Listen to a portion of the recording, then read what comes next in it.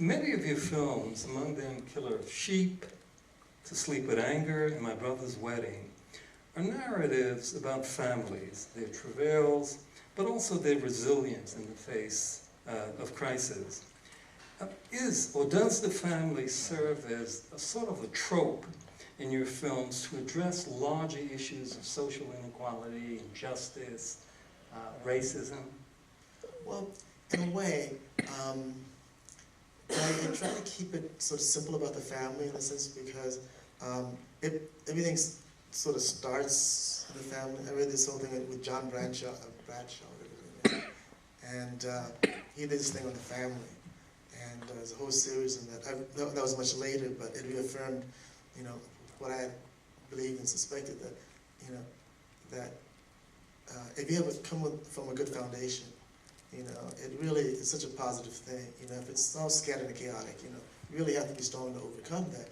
But I understood that a lot of violence started within the family, you know, and so that's what I sort of focused on and centered on, in a sense. Because most of the kids in my neighborhood, you know, because I grew up in an area where I was very lucky in many ways that there were a lot of sort of gang members. You know, this is before all the drug things became so deadly. We're talking LA now. Yeah, it became so deadly, and so I was very lucky because I knew these guys, you know, and so I was able to get along and learn a lot of things from them, things I didn't pick up, but anyway, but I got to know them in a sense that I saw that they really didn't want to be, you know, the sort of image that they were projecting in a sense. It was a matter of survival, you know, and like they just were they just had this perverse notion that sort of generated from just being in that environment. For example, like when I was there, I didn't think I was going to live to be 21, you know, and most of us felt like that, you know. And when I got 21, I was quite shocked and surprised. Literally, it was a total surprise when you say, "Oh, it's your birthday. I'm 21," and it was like I began to live it. I mean, if I would have had known or felt that, I mean, differently, that I had all these opportunities, I was going to live, you know, no particular date on it, but I would have taken life differently, seriously more so, you know. And I saw most of the kids doing that because they didn't think, you know, like this was it for them. You know, that there was no future. It was only then that I started taking education seriously and things like that, you know. Suggested in your comments is the notion that people, in order to survive in that kind of environment, apart from what they do, they wear a mask. Did you wear a mask? And what was it, if you did? I don't know if I wore a mask because I was sort of in between. Something sort of held me back from going all the way with these characters, you know. In a way, I was sort of a listener. I think mainly because I had this speech problem, and so I always felt an outsider in a way. And so that was a plus and a minus in a sense. Just because I always had this distance because of that. But I don't know if I wore a mask as such. I was very conscious of I think right and wrong in many ways, and I've always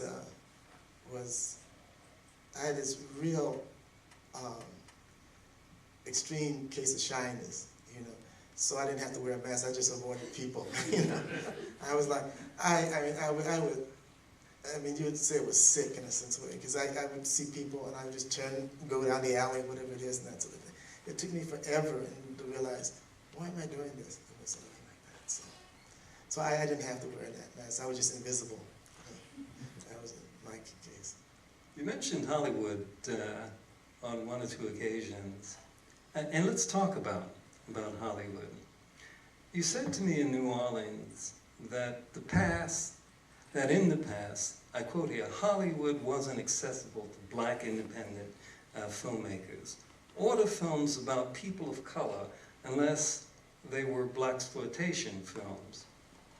That apparently has changed somewhat.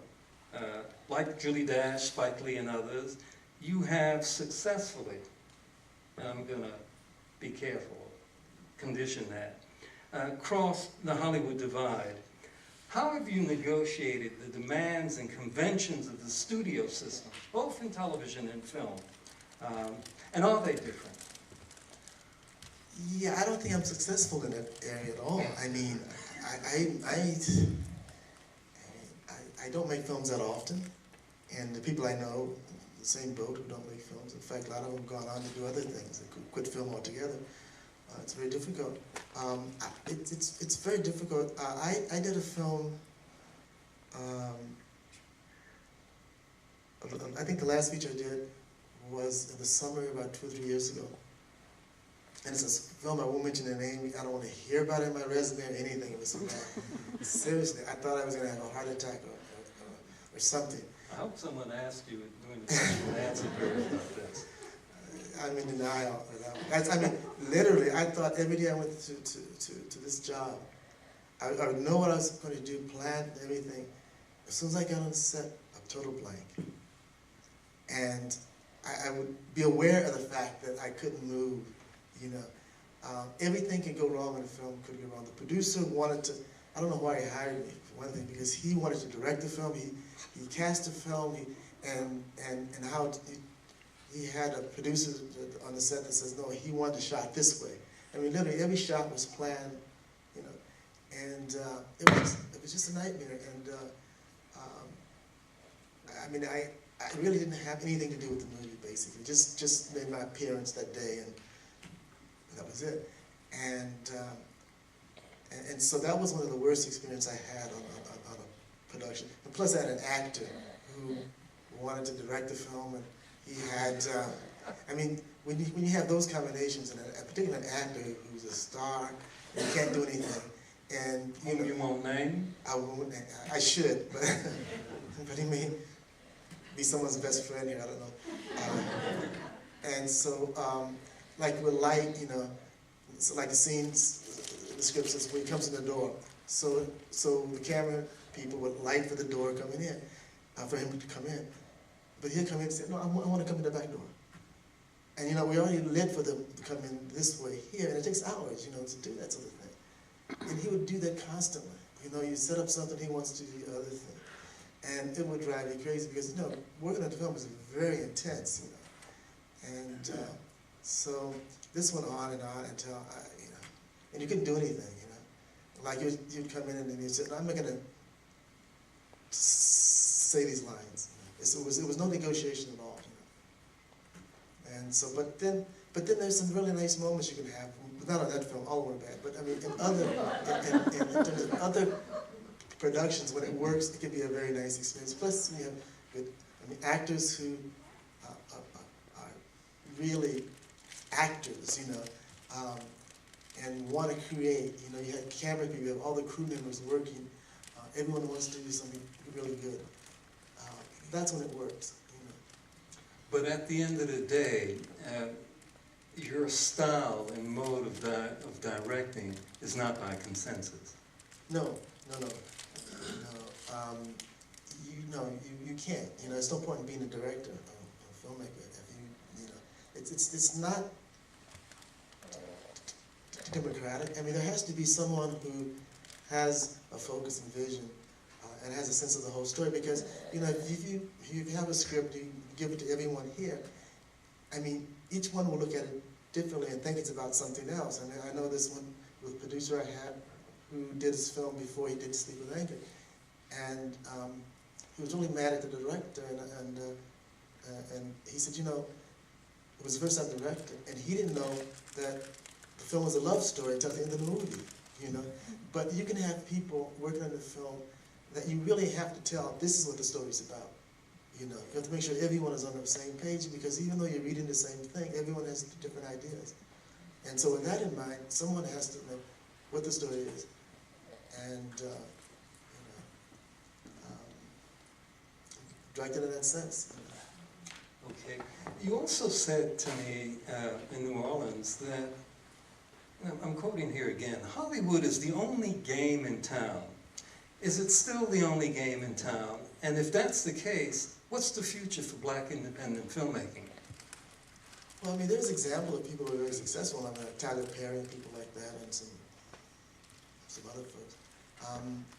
But you know, it's so hard to make an independent film for anybody. It used to, when it was very, you know, successful in a sense, and that was like in the early '90s. And I think there was a cutoff point after that. It took before that like maybe 5 to 10 years to get a film financed, you know, if you're independent, you know, and that was about the average, you know. That's what was said about it, you know, and we accepted that, you know, like now we're trying to get, like when I did what is it called, Annihilation of Fish, Paul Heller, who is Academy Award James producer, Earl Jones and Vanessa Redgrave? yeah. It took him over 10 years to get the financing to make that film. And here's a guy who was a very successful producer, got an Academy Award for My Left Foot and things like that. And he couldn't get the movie made until finally, you know, he was on a board of this company, and one of the board members is a very wealthy man, and his wife wanted to get involved in movie making. And he wrote him a check and said, yeah, we'll do that movie, and she's a producer.